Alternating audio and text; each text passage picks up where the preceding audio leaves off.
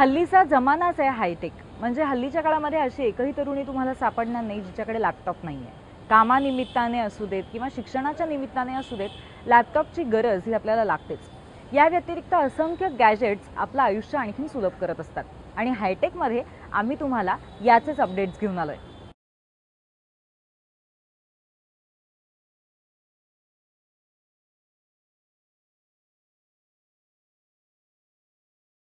उन्हाळा सुरू झालाय आणि या उन्हाच्या झळा सगळ्यांनाच बसतायत. या उन्हापासून वाचण्यासाठी काही कूल गॅजेट्स आम्ही तुम्हाला आज दाखवणार आहोत. स्कायलो USB फॅन. तुम्ही रखरखत्या उन्हात असाल तर तुमच्या सोबत तुमचा स्मार्टफोन हा असतोच. पण आता या स्मार्टफोनला तुम्ही छोटा फॅन देखील अटॅच करू शकता. हा फॅन कनेक्ट करण्यासाठी अगदी सोपा आहे आणि या फॅनची पाती सुद्धा सॉफ्ट आणि सेफ आहेत.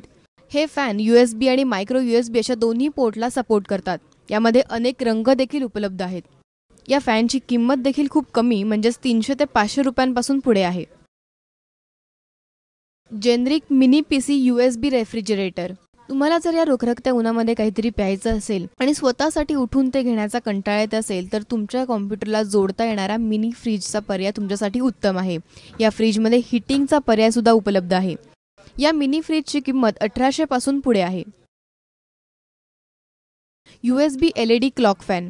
हा फॅन कुठेही ॲडजस्ट होण्यासाठी अगदी सोपा असून फ्लेक्झिबल देखील आहे. हे घड्याळ आणि फॅन बाजारामध्ये 600 रुपयांपासून पुढे उपलब्ध आहे. सिल्वर स्टेनलेस स्टीलचे आईस क्यूब्स. ही संकल्पना बाजारात सध्या नवीन आणि ट्रेंडी आहे. उन्हाळ्यात जर घरात एखाद्या वेळेस पार्टी असेल तर या नव्या आईस क्यूबचा पर्याय नक्कीच मस्त आहे. हे स्टेनलेस स्टीलचे आईस क्यूब्स तुमचं पेय अगदी काही वेळातच थंड करतात. हे आईस क्यूब्स ऑनलाईन 8 किंवा 12च्या पॅकमध्ये उपलब्ध आहेत आणि याची किंमत 2300 रुपयांपासून पुढे आहे. या उन्हाळ्यामध्ये कुठे पिकनिकला जाण्याचा प्लॅन असेल तर कूलिंग कॅरियर घेऊन नक्की जा. यामध्ये तुमचे खाद्यपदार्थ अगदी व्यवस्थित आणि थंड राहतात. यामुळे तुम्ही जर काही खाऊन येणार असाल तर तो खराब होण्याचा प्रश्नच राहत नाही.